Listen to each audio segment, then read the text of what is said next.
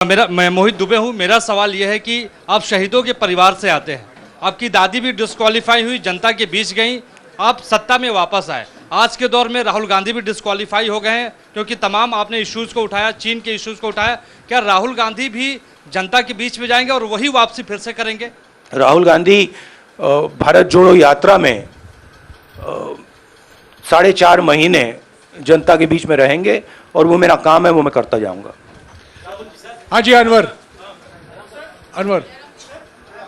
आज के हिंदुस्तान में जो पहले राजनीतिक पार्टियों को सपोर्ट मिलती थी, मीडिया से मिलती थी, बाकी इंस्टीट्यूशन से मिलती थी, वो नहीं मिलती है। तो ऑपोजिशन की पार्टीज को एक ही रास्ता है, जनता के बीच में जाने का। हाँ जी, अनवर। सर, भारतीय जनता पार्टी ने आप पर ओबीसी समुदाय के अपमान का आरोप लगाया है, इस पर आप क्या जवाब देना चाहेंगे भारतीय जनता पार्टी को? मैं पिछले भारत जोड़ो यात्रा में आप मेरी कोई भी स्पीच देख लीजिए, मैं वहां कह रहा हूं सब समाज एक हैं, सबको एक साथ चलना चाहिए, भाईचारा होना चाहिए, नफरत नहीं होनी चाहिए, हिंसा नहीं होनी चाहिए।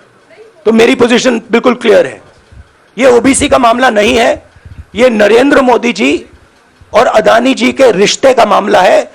20,000 करोड़ रुपए जो अदानी जी को पता नहीं कहां से मिले, उसके बारे में मैं सवाल पूछ रहा हूं और उसका जवाब चाहिए। बीजेपी ध्यान को भड़काने की कोशिश करती है, कभी ओबीसी की बात करेगी, कभी विदेश की बात करेगी, कभी कुछ और बात करेगी, कभी डिस्क्वालिफिकेशन की बात करेगी, मगर सवाल यही है 20,000 करोड़ रुपए, $3 बिलियन किसका था? संजय मिश्रा। और वो अदानी का पैसा नहीं हो सकता। संजय मिश्रा।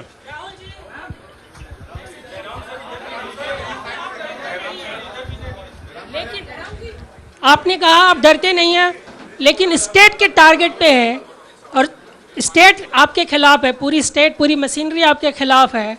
ऐसे में आपके सामने चैलेंजेस बहुत बड़ा है, तो रास्ता क्या है, रणनीति क्या है? देखिए भैया,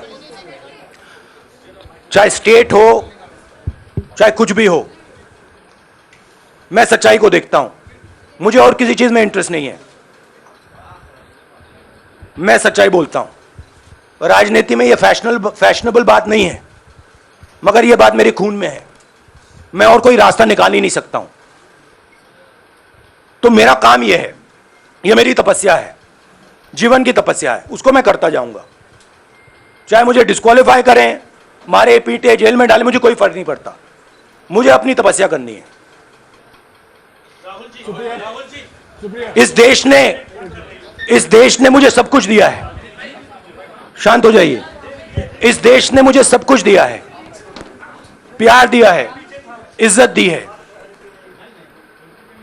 इसलिए मैं ये करता हूं। हाँ, Supriya. Sir, Rahul sir, BJP के जो लीडर्स आप पे अटैक कर रहे हैं उस पर आप क्या कहेंगे? और इसके अलावा वायनाड, वहां पर जब से खबर गई है, वहां पे लोग बहुत डिसबिलीफ में हैं, प्रोटेस्ट भी इरप्ट हो रहा है, आप अपनी कॉन्स्टिट्यूएंसी के लोगों को क्या कहना चाहेंगे? नहीं, मैंने सोचा है कि मैं अपनी, देखिए मैंने कॉन्स्टिट्यूएंसी में भी बोला कि वायनाड के लोगों के साथ मेरा पारिवारिक रिश्ता है, फैमिली प्यार का रिश्ता है। तो मैंने सोचा कि मैं वायनाड के लोगों के लिए अपनी एक चिट्ठी लिखूं उनके लिए कि मेरे दिल में उनके लिए क्या है। तो वो तो मैं रिजॉल्व कर दूंगा। उनका, देखिए, बीजेपी के नेताओं का काम यही है। देखिए, वो सब नरेंद्र मोदी जी से डरते हैं, कारण आप जानते हो। नरेंद्र मोदी जी ने कहा कि देखिए ध्यान हटाना है। वो सब जानते हैं अदानी जी और नरेंद्र मोदी जी का रिश्ता, सारे के सारे जानते हैं क्या रिश्ता है, सब जानते हैं, मगर डरते हैं। तो अगर नरेंद्र मोदी जी ने उनसे कहा कि भैया ध्यान उधर करो, ध्यान उधर करेंगे। मगर सवाल यही है 20,000 करोड़ रुपए किसका है? हाँ, Jainendra.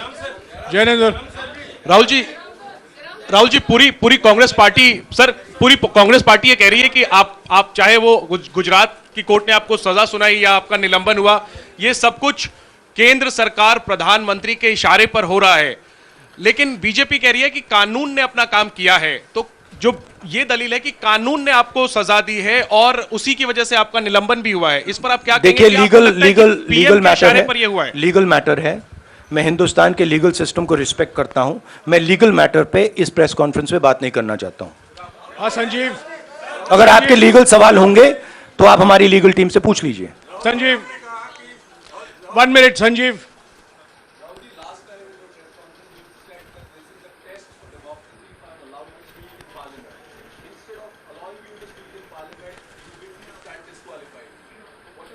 No, look, please understand why I have been disqualified.